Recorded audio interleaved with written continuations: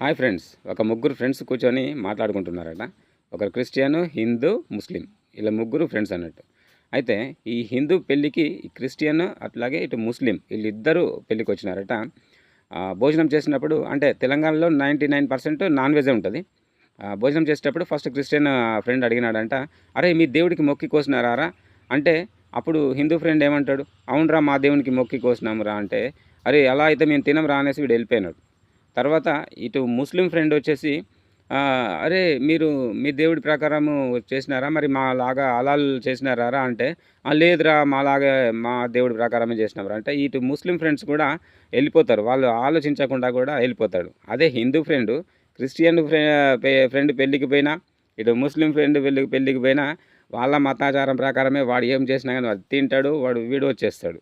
అంటే సరే అండి, మీరు మతాల గురించి వీడేంది ఇలా మాట్లాడతాడని మాత్రం అనుకోకండి. 99% మన తెలంగాణలో మాత్రం ఇదే జరుగుతుంది. ఒక్కసారి ఆలోచించి నిజమా అబద్ధమా, మీరు ఇట్లాంటి సిచ్యువేషన్ ఏదైనా మీకు అనిపించి ఉంటే, అంటే మీకు టచ్ అయి ఉంటే ఒకసారి కామెంట్ చేయండి. ఉంటానండి. జై జవాన్ జై కిసాన్.